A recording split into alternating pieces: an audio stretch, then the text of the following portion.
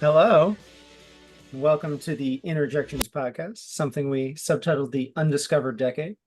It's a podcast where we go back 30 years and look at a movie that might be underrated at this point or undiscovered, essentially. We're in August 1994 now, and we're covering The Adventures of Priscilla, Queen of the Desert. What is that, you say? Well, we have this wheel where we have one of the four of us explain what that movie is. So let's see what who of us is gonna go.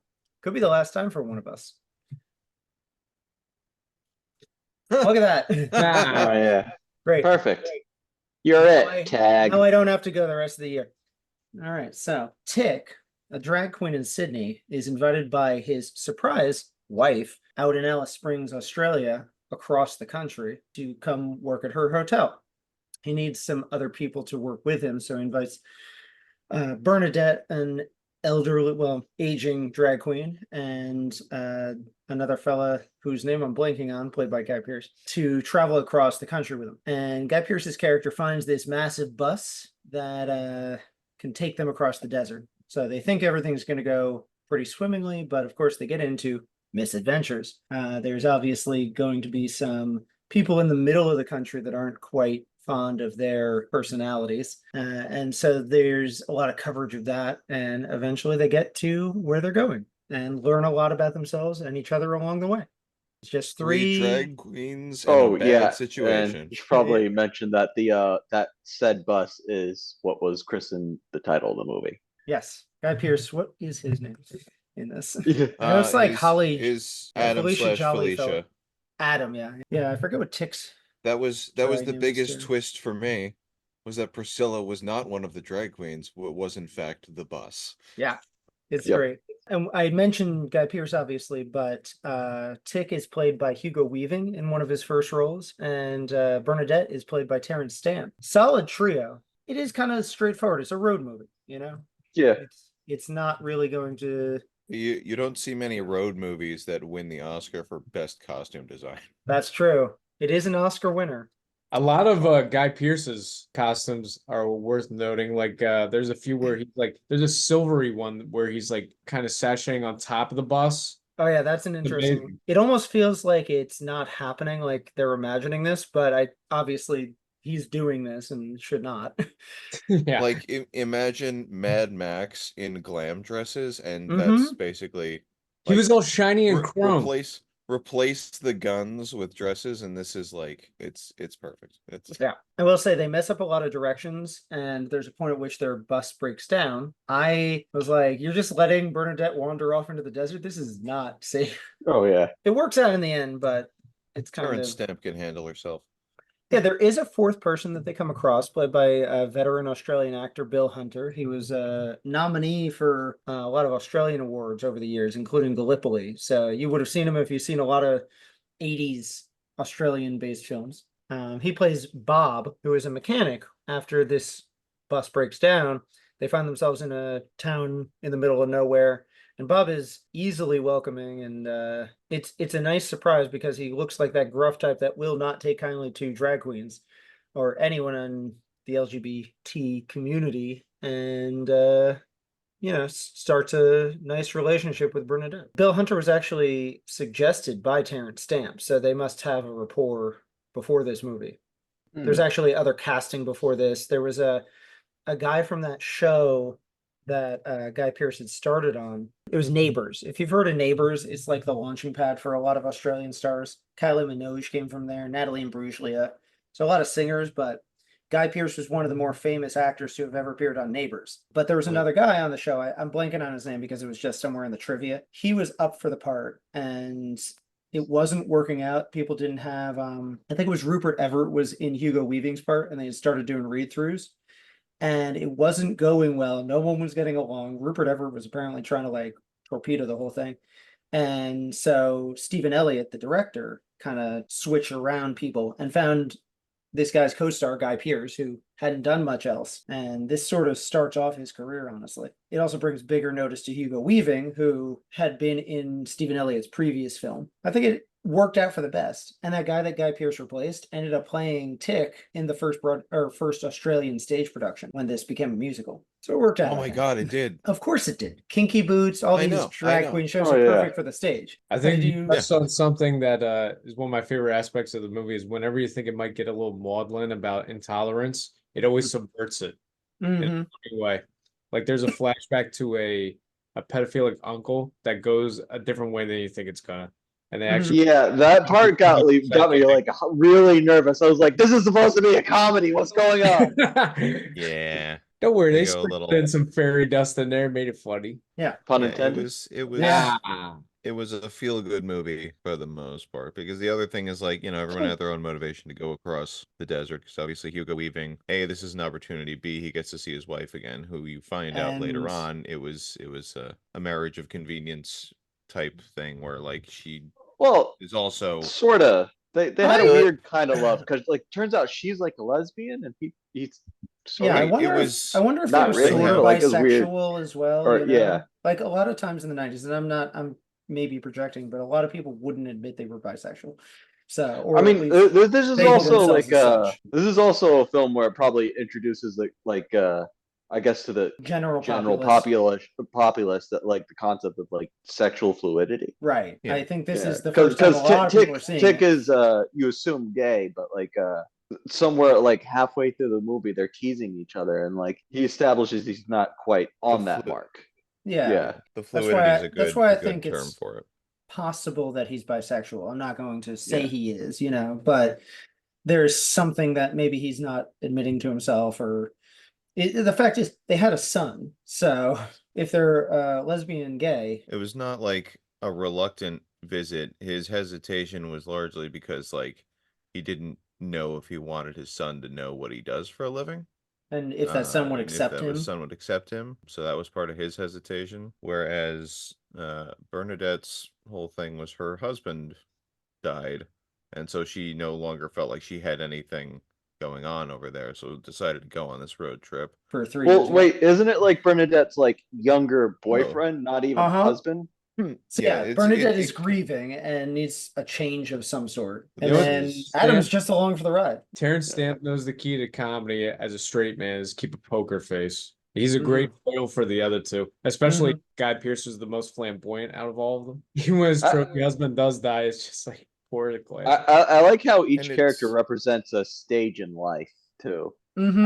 Yeah, no, Yeah. because like that, like one old, one middle aged, one or close to middle age, dad age, and Yeah. then one like the youngest and clearly acts like a child. Yeah, Yeah, then you have Hugo, it's- like Hugo Weaving's character, like being the dad type character, but like later on when he meets his son, he tries to be more masculine, and like it's kind of funny how he portrays that because like you could see he's attempting and failing, but like his son Yeah. gives no shits at all. Hey, you want to go fishing, son? Yeah. You're Yep. like, I just saw you. And then, like he's holding the beer and as he eyeliner attempts to, 10 seconds ago. like spit like a tough guy. It's like today.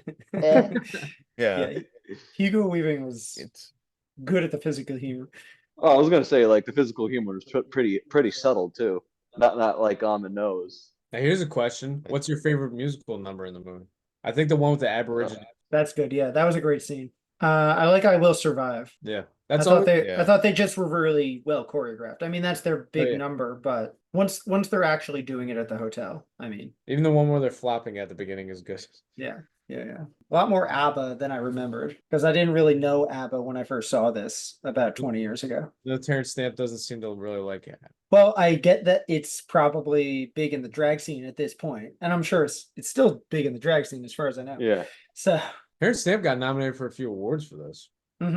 Golden Globe, BAFTA, I think. He and Hugo Weaving were nominated for the Australian Oscar, the ACTA, whatever that actually is. Actor. Yeah, and that is Yeah. funny. Yeah. I want an actor. True. The Golden Globe went to, what did I say in the notes? Hugh Grant. Hugh Grant was nominated at least. you mean Or for Four Weddings and a Funeral. Yeah, that's who won the Golden Globe. okay? The other nominees were Jim Carrey for The Mask, Johnny Depp for Ed Wood, and Arnold Schwarzenegger for Junior. Not True My Lies. Good nomination. Junior. The last one. Was also nominated for Best Musical or Comedy at the Golden Globes, but it lost to The Lion King, which Okay. I get it. I mean, Also, I mean, Elton John sang the song to it, so like Yeah. the it real was Queen it was one. a phenomenon. Oh, the real Queen one, yeah. props to the crew who apparently like when any of the bus scenes, they're actually like hidden in plain sight under piles of clothes, which Oh, is why that's the funny. bus is so messy all the time because the set was so small. I don't know. One of the things I like about this is they're also, Jimmy pointed out there are 3 different age categories, but they're also the 3 different types of, I guess, I want to say like stages of grief, but that's not it. But like, Oh. because you have Guy Pearce who fluidly goes between, his non-drag and his drag personality, like doesn't care. He'll be in a dress and then 10 seconds later he'll be not. You have Hugo Weaving who is primarily more drag, but does like he's not as actively back and forth like he does it for the show and then he does it like but then you There's a have professionalism there's about a it. professionalism. Yeah. And Terence Stamp is just drag all the time. It's Yeah, just because I think Terence Stamp his is true the personality one there. like is actually trans. Right. Right. Yeah. So Right. she is fully Exactly. into the drag scene and discovered that she was a woman. So Yes. yeah. Nice The balance 3 between ranges characters. of possibilities in drag. And like 3 different family lives too, because like with her character, Bernadette. Bernadette's character, she establishes that has not communicated to her family since the quote snip after the operation. Yeah. And then Hugo Weaving's character, Tick. Yep. Yeah, Obviously talks his to his wife. his is semi estranged. He still talks to his wife, but like this, it's a distant relationship, and they have an arrangement. But like, I guess the core of his family life is between him, his child, and his wife. Made And his then, own found family, yeah. Yeah, and then Adam, I guess they established that he Sees his mother all the probably, time. yeah, he sees his mother all the time. So like, and like whatever flashbacks you have of him, Right. like it looks like he had a comfortable childhood, and like they accepted him for who he was. So like, Yeah. so because he's got that background, like he's got an abundant personality. It's the range of that- what acceptance was for LGBT people Yeah, throughout their And then- 3 lives. and then when his character when he confronts like not being accepted by people because they are in the desert of Mining Australia where town. when he has that face to face that like not everybody's gonna accept you. Yeah. And then Maybe he his does. naivete. Do you know who the mother was? Adam's mother? I bet you don't. She looked familiar, but I can't remember. She was apparently one of the biggest critics in Australia, like film critics, and she was she had a show with another person. So they were the Siskel and Ebert of Australia at the time, at least. So it was kind of like, at least for Australian people, they would recognize her. I just thought that was neat. There's a lot of, at least one of the trivia points was that there are a lot of Aussieisms. Stephen Elliott was fascinated with who would laugh where, because there were things that are distinctly Australian that people outside the country would laugh at because it's odd. But then there are things that they wouldn't get that only Australians would. And they were dying in the seats for those lines. So he thought it was fascinating, the process, so that this film actually became sort of universal because everyone can find something funny within it. So I think it's one of the quintessential comedies of the 90s. Yeah. Kind of got buried after a few years. And that's why we that's why we're it's a spotlight. hidden Yeah. gem.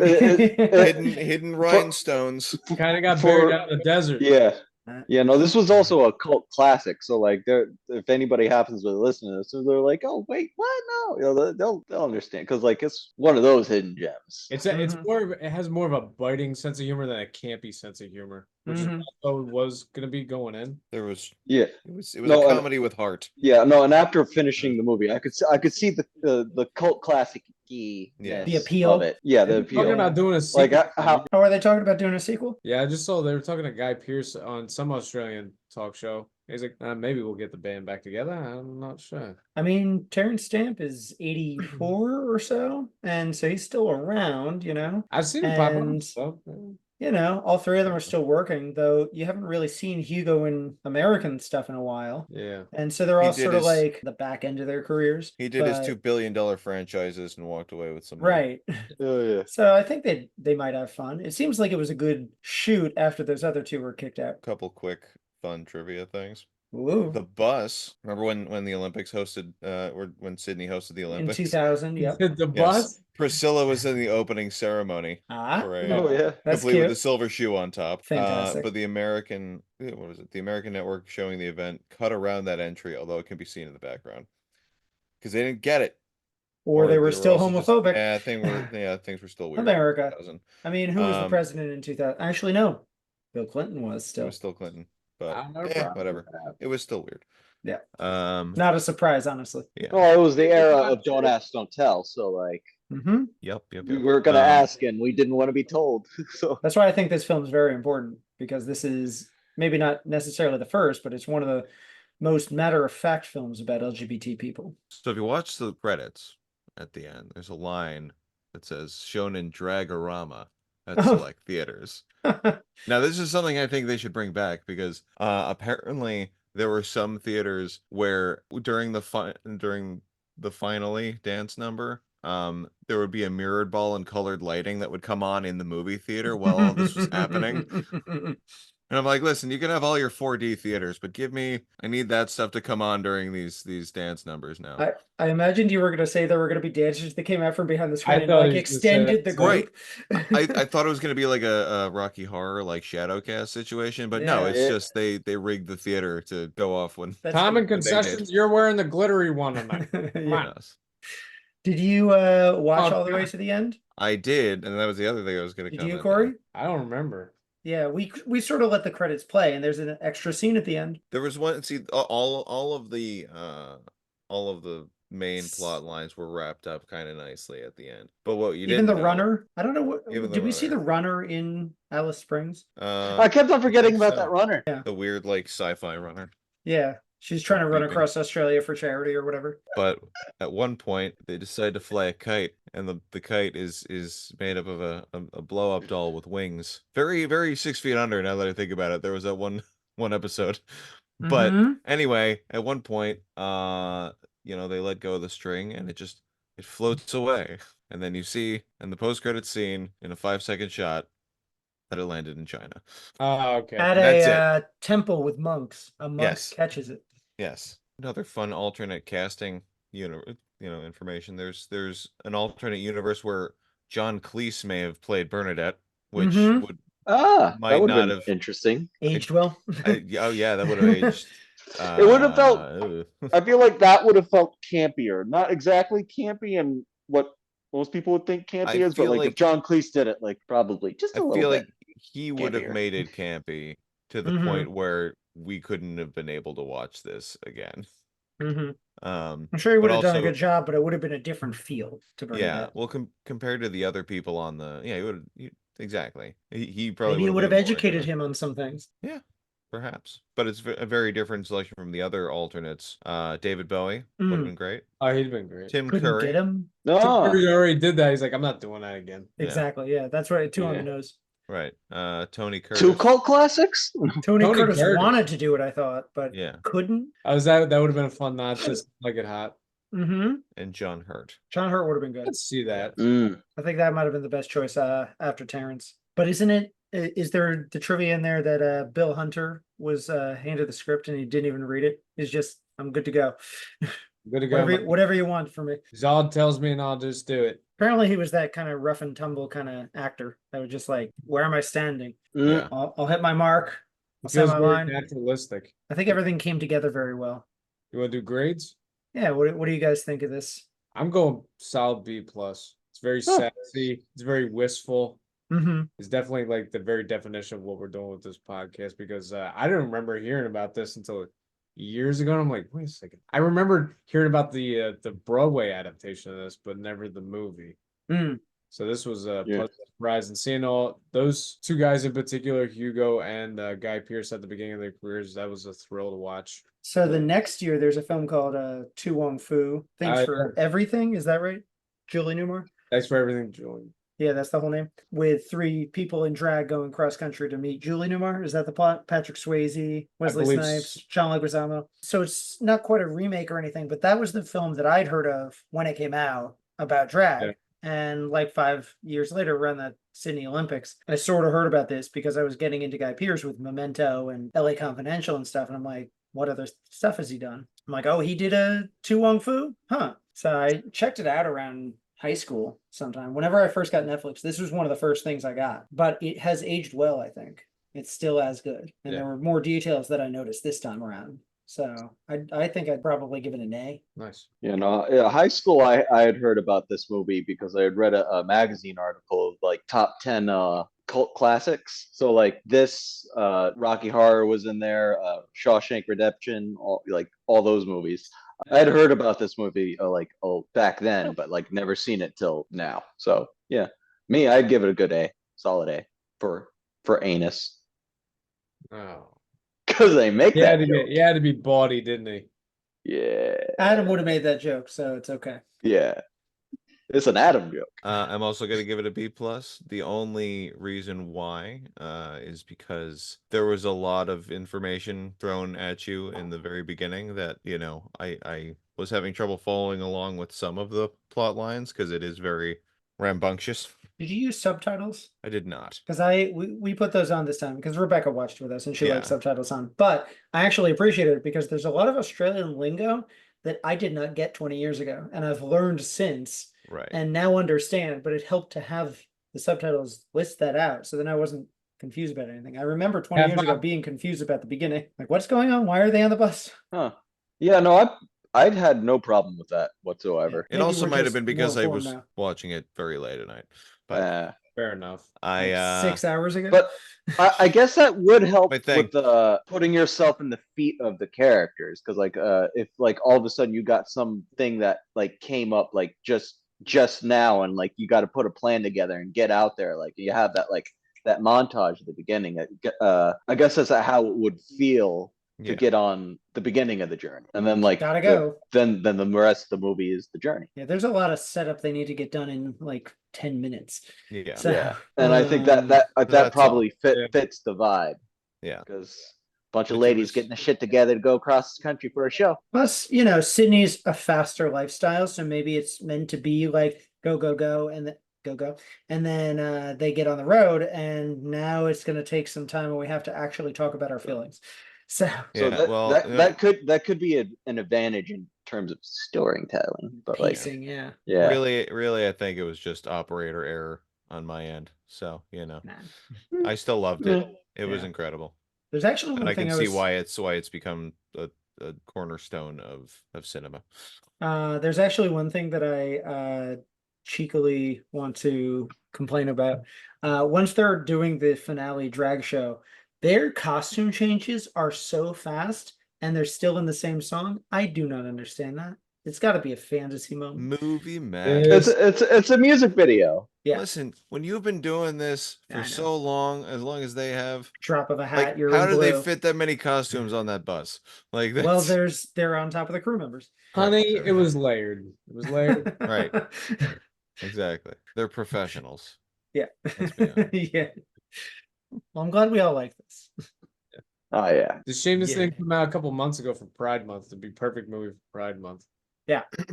We got 6 movies this week Month. because the last one is Smooth. clearly the nadir of this fine comedian's career, but I wanted to spotlight it because it's actually his last movie. Mm. Here you Number go, Jimmy. 6 is Wagons East, starring the late John Candy and now the late Richard Lewis. It's supposed to be like a Blazing Saddles type comedy where John Candy plays a trailblazer who wants to take these people east instead of west. Richard Lewis plays a sheep herder, but he plays it very anachronistic and nebbish, so it's supposed to be funny because that's kind of a one joke premise. You could tell at this point that even though John Candy's been pretty heavy set in most of his movies, he looks very like unhealthy in this. And I believe he had a heart attack on the set or shortly after. Yeah, I don't know if he died there. Yeah, but shortly after this, he died, and the last 2 movies of his career, I think, were this and Canadian Bacon, which was Michael Moore's first like narrative movie. Michael Moore did that? Yeah, Huh. but it's a shame because it's weirdly ironic that John Candy died in a Western comedy, and so did Chris Farley. Yeah. Something about those Mm. Western comedies. If you're a heavyset comedian, don't do those. it's the heat that gets them. So rest in peace, John Candy. Number 5 is a music industry satire called Airheads. Oh, yes. Yeah. I was Oh. very excited about talking about this. It's about the Lone Rangers, which is a funny joke in the movie. Yeah, how can you pluralize Lone Ranger? Joe Montana is always great. Yeah, Joe Montana was the best part of the movie. Yeah, He's very funny. he acts like he's still in the David Mamet play. Yeah. Jump Yeah. over. Yeah. Him and Michael McKean had some really good stuff with some physical comedy. Yeah. But basically, the Lone Rangers is the band comprised of Brendan Fraser, Steve Buscemi, and Adam Sandler. And they just want to get their demo tape played on the radio. And they have fake guns with them, like we did for Ninja Attack, but they didn't have the orange caps on them like they do You got now. Tabasco sauce. And so everyone thinks they're real guns. And they're like, yeah, play our tape. That's basically it. And then the shenanigans that ensue from having a radio station held hostage, even though you're not actually holding them hostage. Michael Richards never stands up in the film. He's flopping around the entire film. Of course he is. Yeah. 'Cause why wouldn't It's very funny. But yeah, it's one of the first Adam Sandler films. Steve Buscemi's very funny. And of course, Brendan Fraser. He's like starting to hit his stride. So this is one of the things that are starting to make him famous. Yeah. Number 4 is, I know, a movie near and dear to Tristan's heart, which is Karina. And Jimmy, we showed this to Jimmy a likes couple that of years book? ago. Oh yeah, it's a good Yeah. movie. I liked it. It's a good change of pace for Ray Liotta, who usually plays villains and antagonists in most movies. So he plays like a loving father, which blew my mind. He actually does a good job. Mm-hmm. It's I very thought heartfelt. actually, as good as he was, I thought Whoopi Goldberg was the best part of the movie. Yeah, no, like it's weird not seeing him have his wily eyes in that in that like stern crazed mode. Like he's like you look into his eyes in this movie and you're just like, oh wow, he's actually a genuinely good fella. Yeah. What are you mute now, Karen? Are you mute? Yeah, this is and it's the girl that ended up in Andre, and was she in a couple other things like She's in Napoleon Dynamite. Yeah, that's the big one. Tina Majorino. Yes. Yeah. Yeah. This is the first thing I saw her in. So she was also in a season or 2 of Grey's Anatomy. okay, I knew there was some network show she ended up on a little bit, but yeah, I thought she was a cool child star, and she's around our age, so I sort of followed her. She was in a couple things in the '90s, and this was the first thing I saw Ray Liotta in. So I always thought he was going to be like this in movies. And you showed me Goodfellas, so I was gonna say, this is the I was outlier. Pretty sure the surprised. first thing I saw him in was either Goodfellas or Casino. He's not in Casino. No, he's not in Casino. That's Oh, he's not in Casino. Who's in? No, it's yeah, still no, I it's still remember. Pesci Never and mind. De Niro. Yeah. Kinda like Never mind. Then he He's wasn't. Goodfellas. I never seen him in Casino. It was Goodfellas. Yeah. You're thinking of Don Rickles. Yeah, you hockey Yeah. puck. Yeah, good movie though, heartfelt, very '90s. Yeah, it's a little melodramatic for my taste, but Yeah, it's another See- one that epitomizes the '90s. It's like Mrs. Winterborn or what's the Oh, Nick yeah. Cage thing we just covered? Garden Garden Test. Test. It's a very Garden Test film. yeah, there's a lot of those comic dramedies that came out around this time. Yeah. Clear and Present Danger, which is Harrison Ford's last outing as Jack Ryan, the CIA Of analyst. the two, And in this one, it's not even like a political thing. He's going up against a drug cartel in Colombia. really? So it's not as much espionage as you would think or spycraft. It's kind of like when the Bond movies kind of took that detour with License to Kill. Yeah. But it worked better in that, I thought. Yeah. Does he do action? Yeah, I always thought Harrison Ford was a weird fit because Jack Ryan's supposed to be like a young upstart in the Yeah. CIA. Yeah. So he always Well, it's casting to me. the rumor was that Air Force One was kind of a third Jack Ryan film because in the books, Jack Ryan eventually becomes president. And so in a way, Air Force One, you can just imagine this is his president movie as Yeah, 'cause Jack. this one did well enough that I think they offered him Some of All Fears, but he turned it, and then they just Yeah, because he just done Air Force One. Yes. He's like, I kind of did it. Number 2 is Oliver Stone's Natural Born Killers, which is a movie I've come to Other appreciate more cult and classic. more. Yeah, actually, kind of. It's a movie I've come to appreciate more and more over the years. At first, I found it very abrasive and off-putting, which I was intent. It's one of the first things I learned about you. Yeah, but now I've started to enjoy it more. I always like the it's basically about Mickey and Mallory, which are this modern day like Bonnie and Clyde kind of, but they go around the country killing people, and they're played by Woody Harrelson and Juliette Lewis, and the media kind of sensationalizes them, and it's all about how the media can distort the image of people, so even when they're doing the most heinous things, the public starts to embrace them and fall in love with them. Kind of like what's that movie Spielberg did early in his career with Sugarland Express. Yeah, Sugarland Express does a similar thing because he's sort of it's a couple that's being chased by cops, and the townspeople start to endear themselves to them as they're being chased. That's just out of principle. So it's a similar vibe on a smaller scale. They're not going around killing people. Right. They're also not killing people. Yeah. Their crimes are kind of. They actually have a noble cause. They're trying to get their daughter back. Yeah. Not these two. Yeah, you got to get on the movie's wavelength because it's kind of shot. It's shot and edited like later Tony Scott, where the shot doesn't last for more than like a couple of seconds, and also there's a lot of MTV type music video editing, so that he inverts the colors. He does a lot of handheld. It's also based on a Quentin Tarantino script, which Tarantino has said that Oliver Stone went and rewrote heavily, so he kind of disavowed it. But Rodney Dangerfield's really good in the movie. It's kind of disturbing. He has a scene as Juliette Lewis's father, and they play it like a sitcom with a laugh track, but he's saying the most vile things. If you haven't seen it, definitely check it out. Yeah, I chose Airheads instead of this. Yes. Well, it's a little more comforting. Yeah. This. But my favorite movies of the month was this movie called Fresh, which I hadn't seen until yesterday. It's kind of a last minute addition. So fresh for you.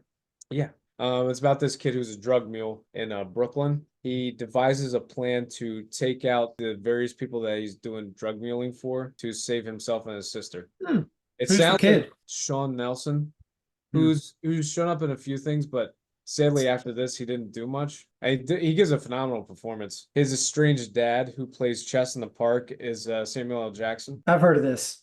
Okay, and it's an early role for Giancarlo Esposito too, playing another drug dealer, a different type of drug dealer than Gus Fring. That's cool.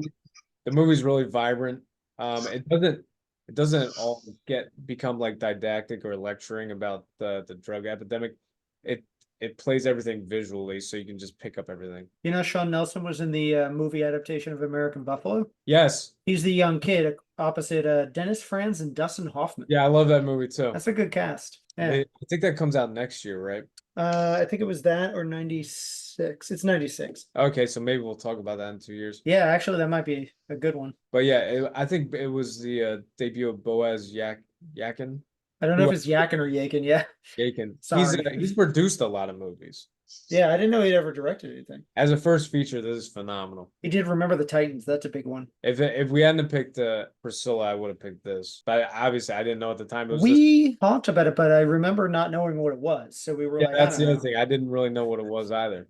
Yeah, sometimes that's a good thing. The cover makes it look like more of an urban drama. Where I was like, we kind of covered that with Boys in the Hood, so I didn't want anything like that. Yeah, I wanted to cover something LGBT, which we hadn't really done yet. And I think this is one of the highlights of the decade for that. So then that brings us to Jeff's spotlight right now. Get ready for a really solid film. Oh God. No. The hint. Oh my God. Well, you can't know who the actor is. Oh. I like this. I don't know that he would even recognize that actor. We've evolved. You never know. We've evolved from blurring to just putting Doing cat faces over. I love it. It's perfect. Guess who helped me do this? Oh yeah. I know Jimmy has something to do with him. Jimmy it was my idea too. I was like, why not just put a cat face on it? Because like it would have felt perfect and like look at it. It's because it would accidentally made a better movie. Good. That's true. Wrong there. Okay. All right. So it's the cat's meow. No. The Meow Squad. The Meow Squad. I was trying to think of an A-team pun. Minnie and Meowskowitz. I got drafted by Starkist. Okay. So there's a dude standing in the desert, commando, with two giant machine guns, with a cat over his face right now to disguise his identity. And behind him are 2 tanks, 3 helicopters, and a giant 4 helicopters. I can count this morning, and a giant explosion. Yeah, I'm realizing we shouldn't have said that the cat thing was an add-on. Right. Yeah. It just No, that's part of it. Oh yeah, no, that's part of the poster. We didn't change anything. I can has cheeseburger. No, you can has not. You might notice that the director on the film, Daniel Petrie, we actually covered. We did. Yeah. You say that like I would actually remember. Yeah, come on, you know Daniel Petrie. Oh yeah, good old inventor of the Petri dish. Yeah, writer of Beverly Hills Cop, Turner and Hooch. Oh, okay. So now we're getting somewhere. So this is he did Toy Soldiers. This isn't a hint. Okay. That was good. Yeah, that was a good movie. This is not. This is his follow-up to Toy Soldiers, and he doesn't do much else. Yeah, It's basically, it's- actually, I think the next thing is imagine the cat's not there. What would you do for a slogan for this film, like a catchphrase on the poster? And you might as well guess what the plot is because there's not much more to this anyway. it's just like it's just a commando guy. Like I'm trying to think of like what it's literally just the most generic action movie poster ever. So It I'm is trying to think similar of, to like, Firebirds, honestly. Just Yeah. there's a guy standing in front of that stuff. Firebird's way better. It's not delivery. It's destruction. There's your tagline. Honestly, if it was like Guy just ordered. All right, so hear me out. This guy sitting at home ordering a pizza, stoned out of his mind. Shit gets wildly out of control until he's being chased. You This know, is funny, the through the desert. stone thing isn't far off, probably. This is the sequel to Priscilla, Queen of the Desert. Mm-hmm. This is Honestly, that's good enough. That this you is the created Priscilla American something. meets- response. This is the American Priscilla response meets to Hot Priscilla. Shots. Right, exactly. This is the Yeah. American response to America sleep tight, the safety of the free world is in his hands. Oh boy. Close pause. Now I'm trying to figure out who it is. It's Kind of a surfer guy. Yeah, it spends a lot of time on the shore. Is it Pauly Shore? Oh, you motherfucker. That's because What Jimmy the gave it away, man.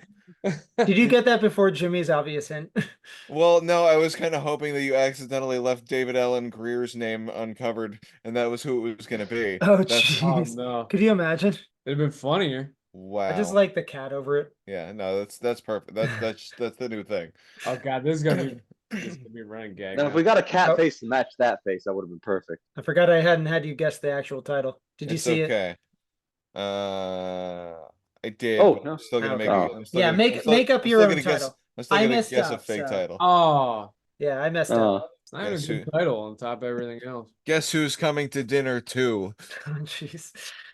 It did those. Sand luck Sure, instead Sandlot. of Sandlot. Well, Yeah. now that you know the this title- This is what happens to one of the kids after the Sandlot. You know Yeah. this. You know the title now, so you can guess what the plot is, right? In the army now. Basically the opposite of Renaissance Man. Yeah. Yeah, but Pauly they Shore put Pauly this- Shore Pauly joins Shore the army. joins the army because he needs structure, and he just completely Yeah, but like they- everything goes off the wall. They put this guy in charge of artillery, man. That's not good. Ah, Ah. All right. you got an Adobe stock photo for that? Yeah. We just Googled surprise cat. That's fair. Surprise cat. So you want to know the plot? So, all right. So That's do we- it. do we Pauly wanna Shore talk joins about- the army. That's- Yeah, you got With it. Andy Fine. Dick. Yeah. You did so well with the It's a bad picking strike. up a film. Is this the last Pauly Shore movie that's really in theaters? So this is the one that tanked finally, and then people were like, "I think I'm done with Pauly Shore." Literal No, tank. Then he No. after this he did Jury Duty, and then he was There's one more. Okay. yeah, then he was relegated to directed video. Okay. Woof. Rebecca turned to me when I was like, "Guess what? Pauly Shore movie we're doing this month for Poster Boy." And she's like, Son? "Is it the one I like?" I'm like, "You like a Pauly Shore movie?" Which one? Which one does you like? Is it Son- Son-in-Law? Son-in-law, yeah. Yeah, that's the one everybody says. That's the most accessible, I'm guessing. I guess, but Yeah. still annoying in it. Yeah. We see it in the art Yeah. of the movie. Hey, hopefully he gets to do the Richard Simmons biopic there. That would actually be cool. He looks like Richard Simmons now, so. Yeah. There's a Broadway production of Waiting for Godot coming out with Alex Winter and Keanu Reeves. So I'm like, I think Pauly Shore needs to go to Broadway. I think Mhm. that's his. He could do a one-man show. What's that? He's Tom, fan of the Tom Apple. Payne Make the Richard Simmons biopic on play stage. on Yeah. stage. A one-man show. Yes. So, we were thinking of doing picks of the month. Obviously, there are three good choices. Do we agree we're going with Guy We're gonna Pearce? Spin it, right? I thought we were spinning it. Oh, we were gonna spin it. Yeah, I was gonna make up a spinner wheel. Are you guys ready? Yeah.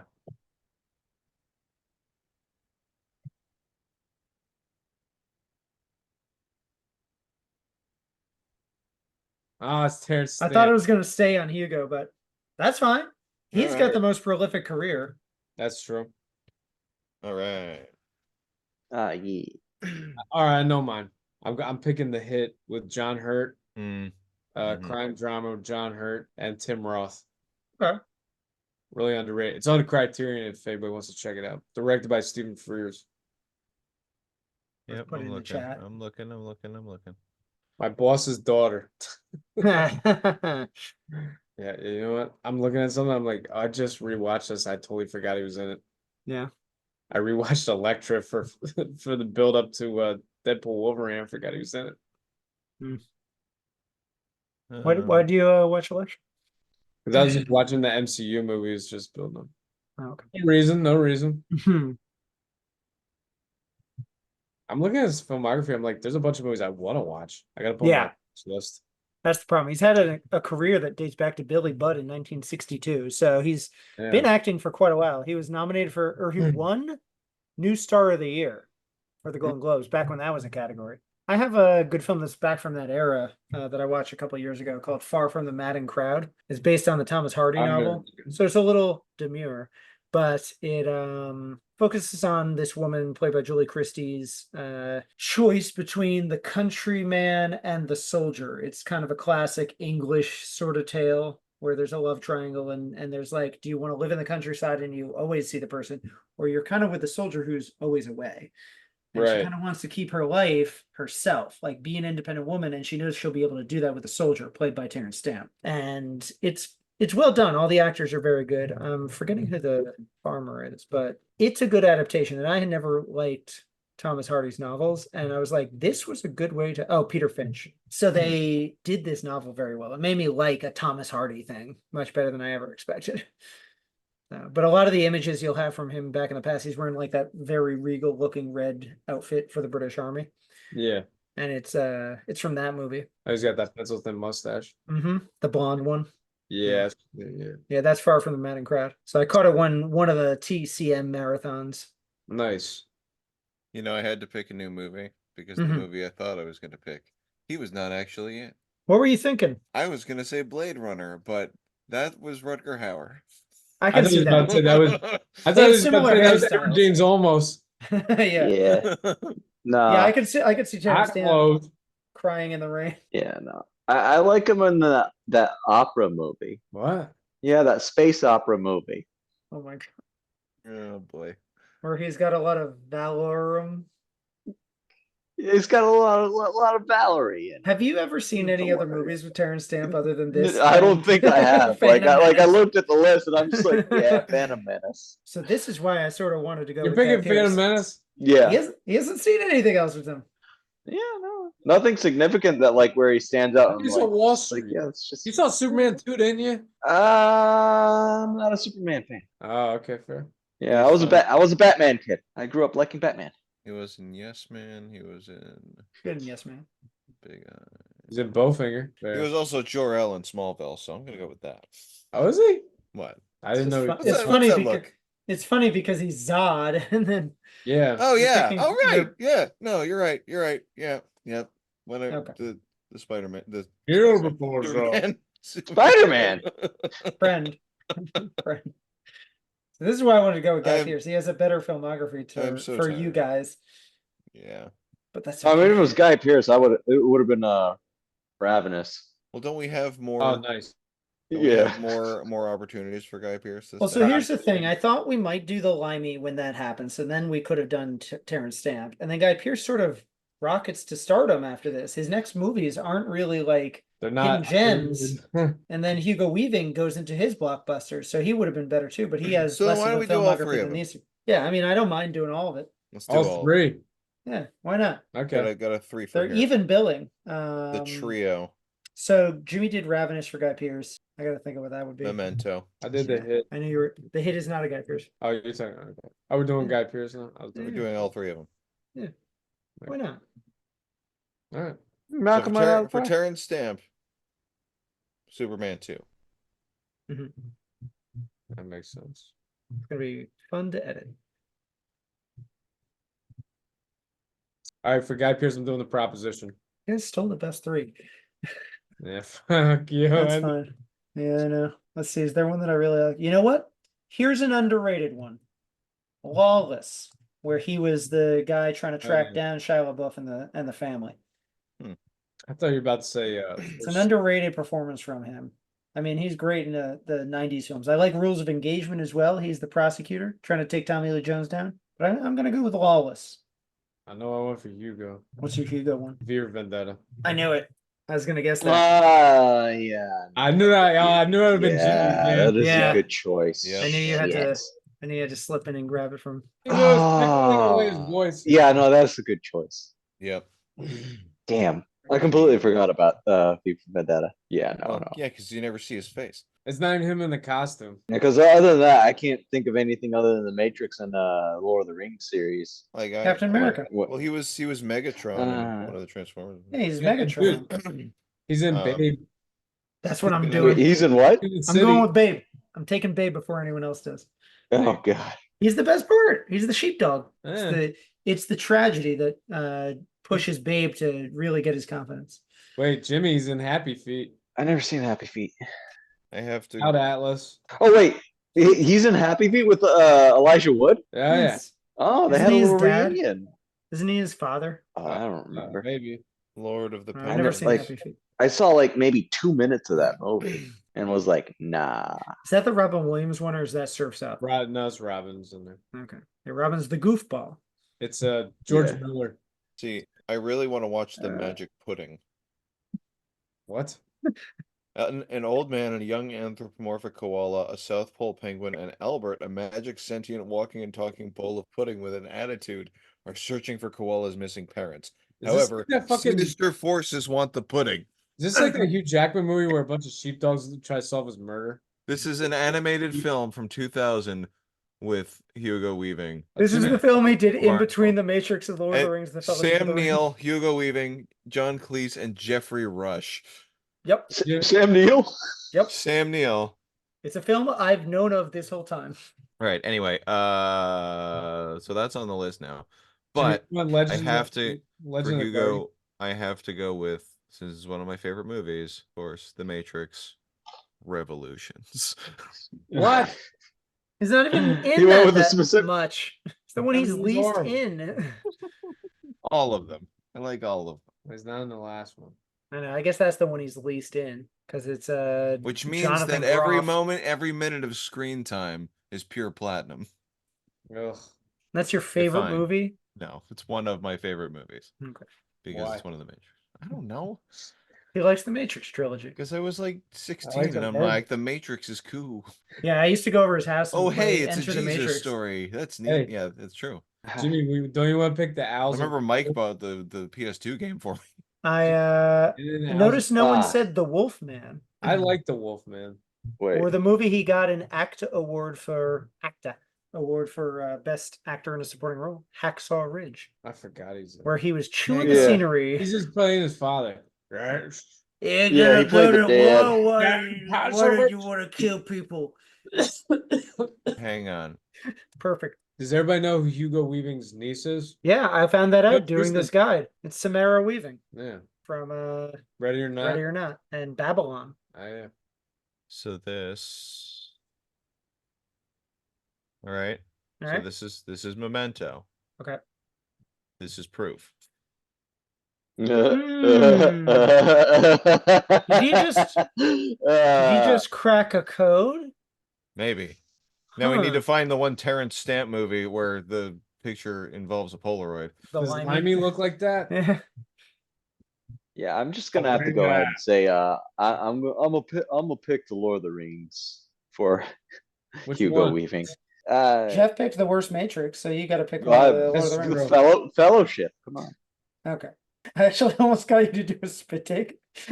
No. It's true though. I Yeah. like to undermine expectations. Well, Do what do we have for September? River 94. Wild. River Wild. We're coming back to where it all started. Kevin Bacon is going to return to the podcast. Not in the Oh. podcast, but you know. This time Special he's guest. villain. Is this the first time we're going to cover Meryl Streep? No, No. No, we Death did her. becomes her. Death Yeah. becomes her. Yeah. So this is Yeah, fun. come on, guy. It's kind of cool. The Adventures of Priscilla was the first time in a while we hadn't had any returning actors. It's because it was sort of a launching pad for two of them. I might have seen that frock in something else. The River Wild though is a thriller, I believe. I've never seen it, so Yeah. I'm kind of excited. Where Kevin Bacon and Meryl Streep and Joseph Mazzello, if I'm right, are trapped on a river. David Strahan, Yeah, David Strathairn. It is Joseph Mazzello though, right? Kid from Jurassic Park. I believe so. Yeah. The river it gets wild. I assume that's the plot. Hey, maybe. Maybe one of them's a killer. I think that's the Or thing. all of them.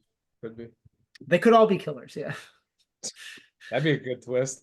Yeah. They remade it last year I for know. some With reason. Brody, Adam Brody, And Leighton Meester, I think, actually. and the dude that's married to Kobe Smulders, I think, from SNL. We'll see how it is. Yeah. Hopefully you liked our foray back down under. I thought it was fun. Is this the third movie we've done in Australia? At least. Well, we spent a vacation back in Quigley? 1990. Yeah, Quigley and Rescuers Down Under. Quigley Rescuers. So we had our first trip down there, and now we're back to see how it's been. So You might say we boomeranged. That son of a bitch was looking for that joke. Yeah, Jeff wanted to drop Oh, that good like a guy. drop bear. remember to rate or review or whatever. Like, subscribe, or else. Like, subscribe, criticize. Well, maybe not that one. Death mail. Criticize is fine. Just say anything, honestly. Engage with us.